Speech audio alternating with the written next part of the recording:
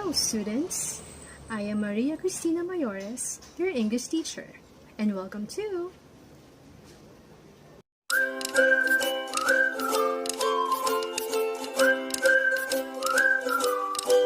Before we begin, let me present to you our class objectives. At the end of the lesson, you should be able to define text types, identify the types of text, determine the type of text based on the given example. Let's begin. Texts are written for a variety of purposes, using different forms and standards of composition. These forms of writings are known as text types. Now this time, let us identify the different types of text. Expository text. It is intended to identify and characterize experiences, facts, situations, and actions. They are meant to explain, inform, or describe. The next one is narrative. It entertains, instructs, or informs readers by telling a story. Argumentative text aims to change the reader's beliefs that an object, product, or idea is some way better than the others. Now, for you to understand it better, let's have some examples. For the expository text, we have the news, user guides, textbooks, and recipes. While the examples for the narrative text are novels, short stories, and poems. And for the argumentative text, we have the editorials and speeches. This time, I will be showing you some parts of some text, and you have to identify whether it is expository, narrative, or argumentative.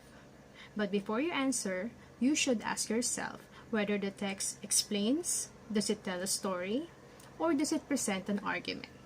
Are you ready? Here is the first one. Advances in science and technology have made the use of green energy possible. In places where climate conditions permit, people are able to use solar energy or wind energy for power. Solar energy is the use of sunlight for energy and power. Humans are able to harness the energy of the sun by installing solar panels on their homes or businesses. Humans have also found ways to harness the power of the wind by using wind turbines to capture wind energy. Both of these forms of green energy are being used more and more. What type of text is this?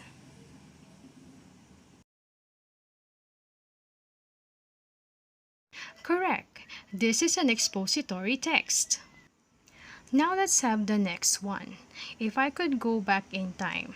If I could go back in time today, way before we met, I'd search and find you right away to form our loving duet. Far, far back, I'd go for you to marry you much sooner. We'd tie the knot and you would be my amorous honeymooner. I love our anniversary now. I'm happier every year. I just wish there'd been more time for me to love you, dear. What type of text is this?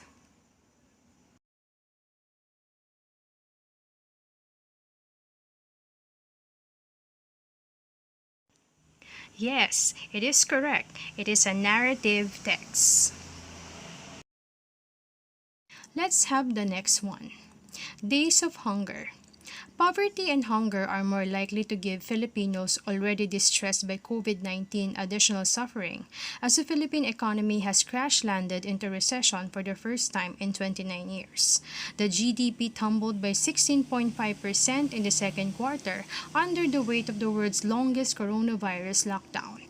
which forced the suspension of business operations, left more than 7 million people unemployed, and now could push at least 1.5 million more into poverty.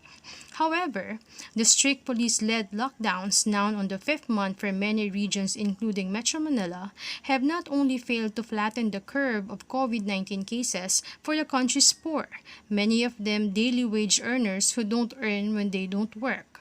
The restrictions have also become a choice between risking coronavirus infection and facing hunger.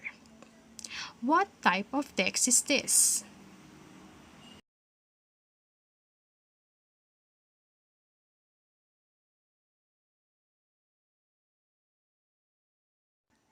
Yes, you are right. This is an example of an argumentative text. Okay, let's have the last one. Enjoy life decadent blondies. You need to have these following ingredients: gluten-free flour blend, santan gum, baking soda, gluten-free baking powder, salt, grapeseed oil, firmly packed golden brown sugar, vanilla extract, Enjoy Life semi-sweet chocolate mega chunks, and flax gel. And this is what you have to do. Preheat oven to 350 degrees. Prepare a 9-inch square baking pan with parchment or non-stick spray set aside. Combine flax gel, vanilla extract, and oil in a large bowl. In a separate bowl, combine gluten-free flour, baking soda, baking powder, and salt. Add brown sugar to wet ingredients, mix until uniform. Combine flour mixture with wet ingredients and mix until well combined. Stir in chunks. Pour batter into prepared pan and bake for 20 to 22 minutes until golden brown. Allow to cool, cut, and serve. What type of text is this?